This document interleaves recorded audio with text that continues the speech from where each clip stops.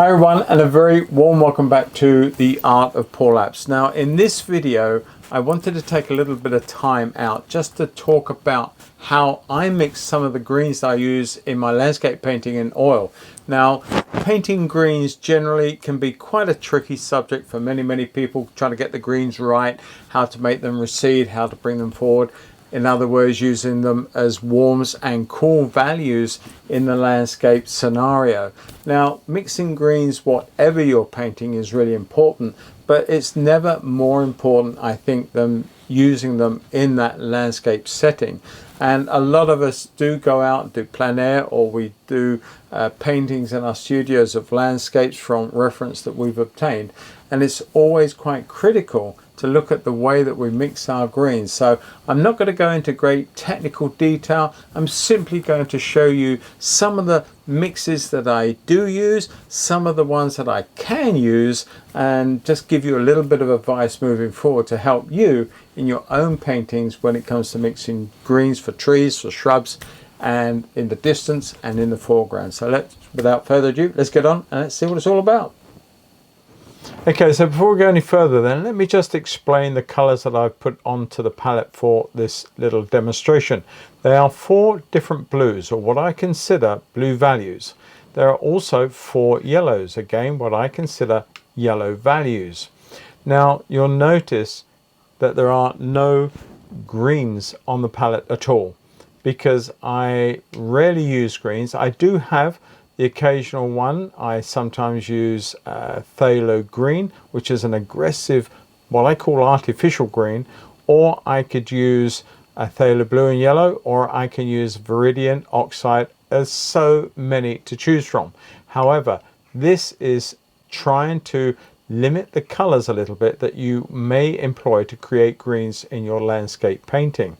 So in order of, this is ivory black, ultramarine blue, which is a really dark blue, you've got cobalt blue, and you've got my new favorite, which is cobalt teal, and then you have raw sienna, which is a yellow sienna. All the siennas and umbers in their unburned state are yellowish, so you have yellow in here. You have more of a yellow, although an earth tone, and it's a degraded chroma compared to these ones. This one is a yellow ochre, and at the same time you've got cadmium yellow, medium, and cadmium lemon. Now the cadmium lemon is the strongest chroma yellow out there, I think, pretty much. I don't think there's many that will beat it, and it is a very cooling yellow compared to the warmth and the redness that is in the cadmium yellow. But there's 4 yellows and 4 blues that I consider are usable for this demonstration. Now just a little extra bit of information before we go. There is also sitting on one side a little bit of red. Again, sometimes it's said that if you put a little bit of red in your green mixture, you turn it to a more natural looking green. And I do stress just a little touch. And it doesn't have to be a bright red. It doesn't have to be an alizarin or an quinacridone rose, although that's what I've got sitting to the right of the white. But it can be any of the burnt sienna. It could be burnt umber. They're all reddish values, and they will help in this regard. The way I intend to do this is probably do it as a bit of a swatch. So let's just look at our black color first and foremost. So there's our ivory black, and it is quite a, well, I've always thought of it as quite a cool black. Compared to lamp black, it is quite a cool black. However, if you start adding in other yellows to that, let's come in with, this is lemon yellow, just mix some of that out. You can see quite clearly that that is quite a lovely yellow. Now I've used this as a semi-distance hill color, and let's come in with the cadmium yellow. Let's just see how that affects the dark. You see there's quite a distinct difference there of that color. You've got a very cool, what I call a cool yellow, and I've got a warm yellow going into that black. Let's just mix a little bit more black down and make another little swatch of it there. I'm going to put some here as well for good measure. because it's on the brush and it's not going to come off very easily. So let's do that anyway. And let's come in with some of our ochre. This is yellow ochre. And again, it will influence our green color. And you've got to decide, is this a cool green or a warm green? I really think that these are quite warm greens. They're not exactly disappearing into the backdrop. They're not cool colors. You've also got to look at the opacity and the transparency of pigments that you are using. In other words, raw sienna, as you can see here, is heavily influenced because it's transparent. It is not having a great deal of effect on the black, whereas the yellow ochre is more opaque. It has a great deal of difference on the black. Similarly, the two cadmiums, cadmium lemon, cadmium yellow light, these are opaque colors, so they will have a massive influence over the black, which is to a point a semi-transparent color. We're going to use the ultramarine blue now, and you would, if you were going to be doing this as a blue black. Blue black is literally a mix of ultramarine blue and ivory black, as opposed to lamp or any of the other black versions you can buy. So let's come back and we'll do the same color mixes again. We're going to influence this with lemon yellow. Now hopefully you can see that that lemon is quite cool. When mixed with that ultramarine blue, it is quite a cool color. This is now, to me, very much warmer. And the thing is that when you're looking at colors, when you're looking at one value of a color to another one, or at least its temperature, on its own, isolated against maybe some other sort of lesser colors of green, cooler colors of green, say is supplanted against this one, then you could consider this quite a warm one. The influence of a color green, well, whatever color, but in this case greens, the influence of one value over another is proportional compared to the color it's sat next to. If I was to put a bright red color to this or some other color to this that is obviously very hot, this would recede and start to go back. It won't be as warm. Whereas if I put it against this one, this will suddenly become quite hot, and this one will be the cool value. So it's all relative. Cadmium yellow mix, there we go, and you'll see the difference again to the green. It's a much more vibrant, hotter green. It's more possibly acidic, could be termed, but there is distinctly two. Now, whereas this is cool, it's gone even cooler. This is a lot hotter. It's not too far from that one in a way. Here we have a blue, which is a red blue, but it's influencing, and the two yellows are much more powerful as greens and can be used accordingly. Yellow ochre, let's put that in. Now the fact that we haven't got the chroma in our yellow ochre, because that I've already said that the two highest chroma colors on here on the palette are the lemon yellow and the cadmium yellow. The subdued chroma in yellow ochre, because it's not as vibrant, is going to have an effect, and therefore it's not going to be as efficient to a green. But there is always a green to be had by mixing the blue and that ochre together. Let's come in with the raw sienna, and this is going to have a darker green value into the blue.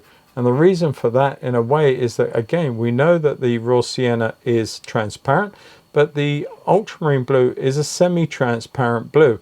And it's ideal for use when you're using a mix of transparent colors to get a real dark. So ultramarine blue is very good when you mix it with, say, burnt sienna. Burnt sienna is a transparent, as is the raw sienna, and they will make a much darker value overall than maybe, you know, you put a yellow into it and it's not going to be so, because these are opaque colors. A much denser, darker possible green that you can influence things. It doesn't look very green, but it does look green compared to some other colors that you could set it on the side of. Now we're going to come into a more vibrant blue. This is our cobalt blue. Now it hasn't got red in it. It is a yellowish blue. Okay, it's a beautiful blue, and I consider this possibly the best blue. It's a lovely blue. So let's go back in and we will look at our lemon yellow, and we'll evaluate that one against the use of it with a cobalt. Now you can see that because I consider the cobalt to be an extremely bluer blue than the ultramarine, because there's no red in this and there is more red in here. So when you have a blue that is your primary blue, or a sense of primary blue, and you add another value into it, red, you are then making it not a secondary, but there is that tendency to make it off the blue scale as a purity. So this being bluer, when you add a lemon yellow which has also got blue in it, you're going to get that beautiful, lovely green. Now that was a pretty significant green when I mixed it with the ultramarine, but now I've mixed that with the cobalt. It's a big game changer. Look at the difference in these two values. Cadmium yellow, and let's see if that has also had a change or an impact change on what we see as a green. I think it does. I think it's not as obvious as the lemon, but nonetheless it is still there as a beautiful color. Okay, and it is a little livelier, but it does become a little acidic. Now what we're going to do over here is mix a few of these values with some whites and just see how that goes. But let's just finish this blue mix off first. Lovely ochre, and that will have an effect, as you can see. But there you go, you have a significant difference between this one and this one. So we have several blues, several greens happening within a few colors. Now because there is less opacity in our blue, our yellow raw sienna is going to struggle. But because the blue, as I said just now, in my opinion, and it is only my opinion, is a bluer blue than the ultramarine, this gray that's been created with the raw sienna being a transparent color is just more influence from the blue. This blue is let me get that right. This blue isn't transparent. This one is, or semi-transparent, and the effect of the blue on the raw sienna is not as strong as it is in here. The raw sienna is weaker compared to this blue. It's going to be cobalt teal, and I think from that point of view you will have quite a significant eye-opener when it comes to what you're going to get from this one. It's a beautiful, beautiful blue. And now there is, just for those of you in the UK who have not got necessary access to Blue Ridge oils in America and don't want to pay a lot of money for shipping, then there is a color from Winsor & Newton called Cobalt Turquoise Light, I think. Check it out. And I think it's not quite the same, but it's not far off. Let's go in first and foremost then with our lemon yellow. Let's keep on the same side so we've got a reference. Look how zingy that is. Now that blue has got a lot of yellow in it, that cobalt teal, but it does make for a really exciting visual green. Much different to all of these. In fact, that alone puts all of these into the shade, and it's worth considering, but worth only using now and again when necessary. This is really up and in your face green, catching the light on leaves in the foreground, all of those sorts of things. Let's just see the effect now with the cadmium yellow. Again, it's a warmer value, we expect that. Let's just bring a little bit more blue into that mix to have a more of an influence. And a cooler version, ever so slightly, the warmer yellow going in here has cooled this one down. Again, it's all by the sort of what color is next to this one. It's the appraisal or the visual influence of one color against another color that determines how ultimately you see the green value that you're painting. This was this color. I added some more blue. It cooled it down.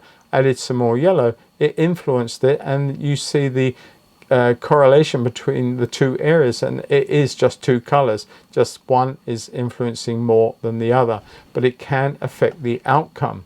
But let's just come back in with a little bit more lemon yellow on this side. We can influence what we see here somewhat more, and then we could influence on this side of it with more of the turquoise. Again, we've made a dark and a lighter version of the same color.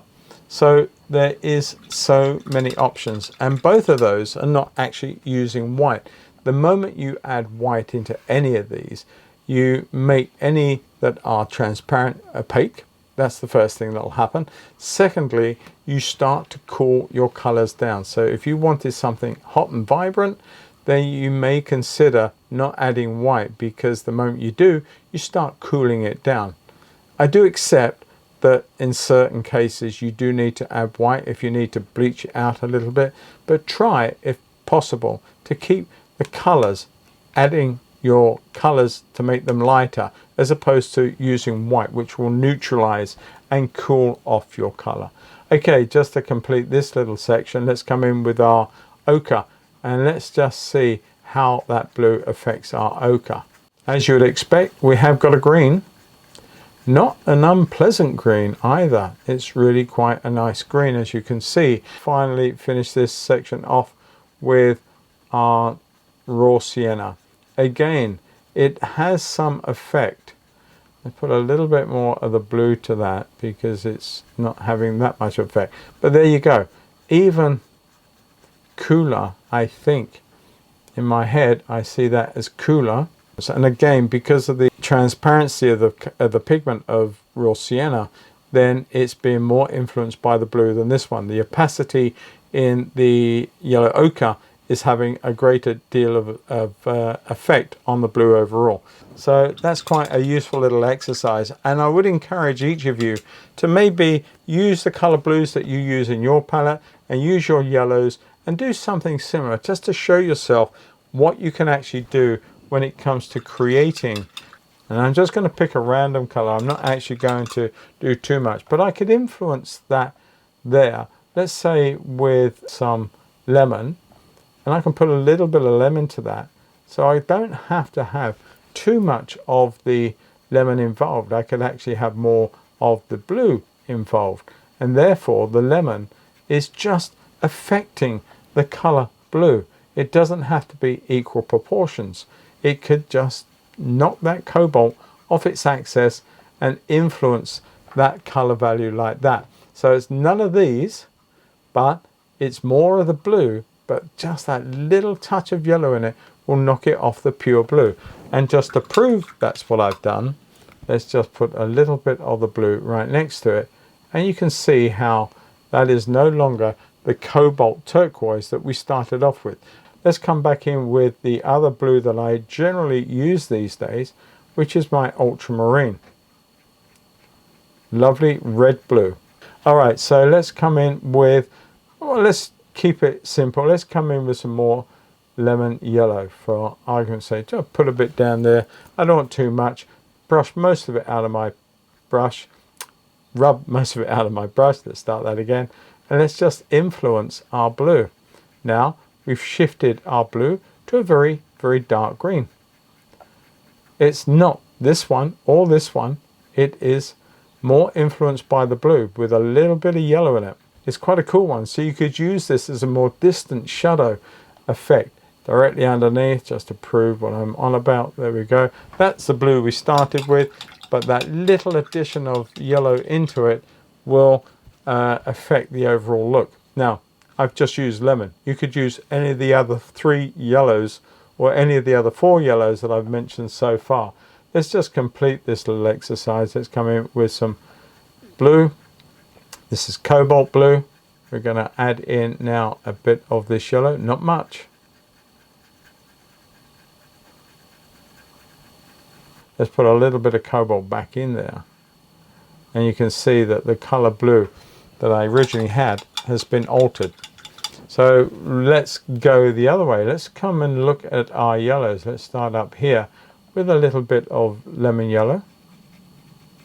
And we're going to actually do that 3 times. So let's just come in and put that one in there and that one in there. No problem with that. So we have pure lemon yellow. Let me just do the same under here. So we have a direct correlation and comparison between those 3. All right, so we've put our primary color on. All I'm going to do quite simply is add in a little bit of the cobalt teal. So just a little tap of cobalt teal there. Just mix that into our yellow. And you can see how our yellow is now directly affected like that. But very different to the effect over here. Come in with a little bit of the ultramarine blue. So that's affected our lemon. And it's quite a duller color because there's red in our blue. And the red, the yellow, and the blue become a triad of colors. However disproportionate the effects are, the effect of having a blue color and a red color and a yellow color in the same mix will effectively make a colorimetric gray. And that's what we've achieved here. They're not as pure as these ones, but it has influenced the green effect over this one. And lastly, but not least, let's go to the cobalt. Put a little bit of cobalt down there, mix that into our yellow. And once more, we've affected our yellow, but not in the same way as we had a blue bias here. We have a yellow bias on this one with just a small smattering of blue going into that. But you can see it's a truer green than this one. Because there's no red in the cobalt, it will not create a grey. It will not create a triad. It is merely 2 colours mixed together in varying proportions. And because of that, you have a truer green than this one. So where do we go now? All right, what I want to do is I'm just going to mix a couple of these up. Not going to go through all the mixes again. I'm just going to go with a little bit of that color. And we're going to come in with a little bit of that color, making our 3 blues. And you can see actually how powerful the blues are in relation to each other as well from that. Quite useful. Cadmium yellow for this one. We use lemon extensively. Let's just mix our green. Quite a powerful green. Take that all the way through. So whatever general mix, we've mixed the whole thing in. So there is no gradation. There is quite simply a green value mixed with the 2 colors. Whatever I've colored it in will be the overall green value. You can see how effective that is as a green here. It's more of an acidic green in my book. Not as bright and vibrant as that one. And lastly, we're going to put the same color into our ultramarine blue. We're going to mix the hell out of the pair of them. And funny enough, the color here is actually mixing down quite nicely as a green. Purely and simply because the yellow we're using on this one's got red in it. And the blue has got red in it. So we're making a grey anyway. But this one is struggling more with that idea because we've got a yellow with red in.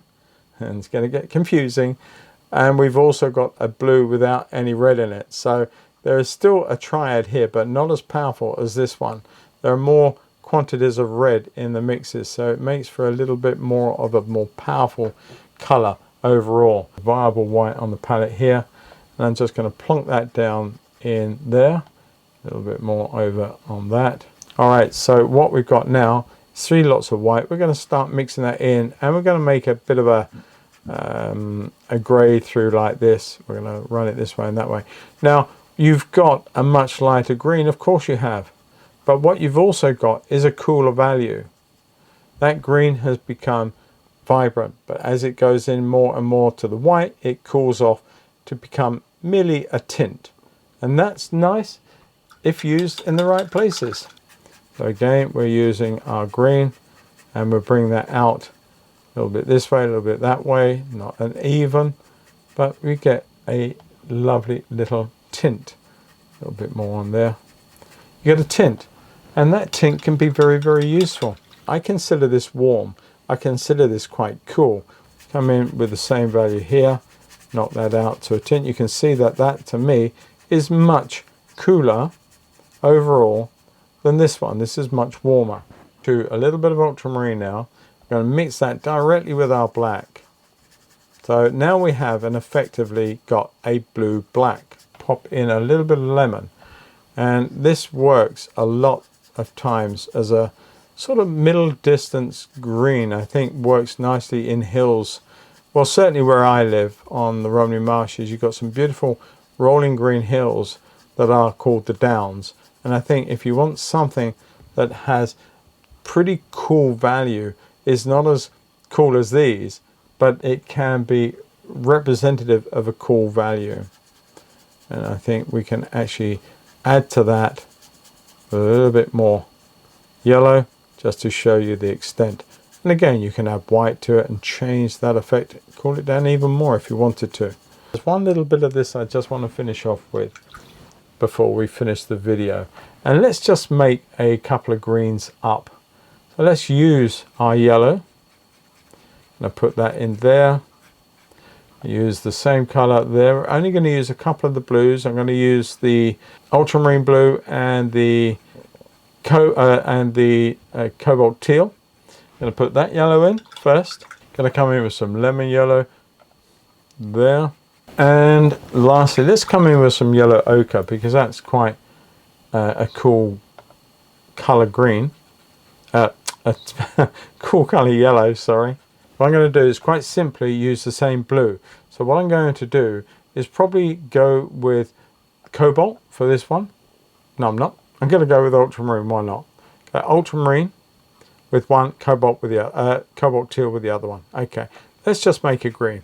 Now this could be, this is quite a dark green, but it's only because I put a massive amount of cobalt blue into that mix. No problem with that. Let's clean the brush, and I am cleaning the brush just to get good mixes on each occasion. So let's come in with our cobalt teal, a very strong color blue. Some people will find that too garish. We'll swap these around. I do apologize. Let's come back in with this one. This is the ultramarine blue with our lemon. So it should be like that. I do apologize. Hopefully you'll work this one out. It's a cool green, no doubt about it. Let's come in with our one here. This is with our lemon yellow, cadmium yellow light. More of a acidic green. The same two colors to finally run into our ochre. Now that is gone to a grunge, but in a way you can still use that in places. There are plenty of shadow colors, and quite warm, I think, as a shadow color. Quite like that as a warm shadow color. And let's come in with that cobalt on this one here and just see what effect we get there.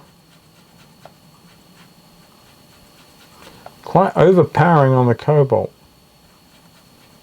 but quite a useful looking green, I think. All right. So we've got our principal green values. Now if we mix these on the palettes and we reduce them, that's fine. But let me now just add an additional color. Let's just put in two colors that I haven't been using. Let's just come in with a little bit of burnt sienna. And I'm going to just bring in on the palette knife a little bit of the red that I had on the other side. Two reds. So one is sort of, it could be an alizarin, it could be, this is quinacridone rose, but you've got lots of different values of reds similar to that. You could even use cadmium reds if you so wish to do so. What I want to do is just quite simply tap a little bit, not much, just a little bit of that into one side of that and influence that green with a tap of the red. Hopefully you'll see that it is altering, and some people would argue you're altering the temperature, yes, but some people would also say that you're making it a more natural looking green. This is adding the quinacridone. I'm leaving a little smidge of the green in between just to give you an influence. Let's come to our next color value and let's introduce that red to the green. I think that is just a bit heavy. It's all by degrees, but you still got a green, albeit warmed. very strong pigment. But let's just influence this green this way. And you can see what the addition of red is doing to our greens. Burnt sienna, lifting a little bit of pigment off. Sorry about that. Mix that back over a little bit more. A little touch of, try to brush out a bit more, a little touch of the red. And we're going to influence the green this way. While we've got this on, let's come in with this one and influence that one. And we're almost making a bit of a dirty purple colour, a violet colour. Influence warmed up with the red. But is it warm or is it cool? I quite like it as a cool. But all of those statements, how warm or how cool, as I keep saying throughout this video, it's relative to the colour next to it. Right, let's come in here with a little bit of the red into this green. I think the most noticeable one will be this one, where the red will be strongly influencing our green colour.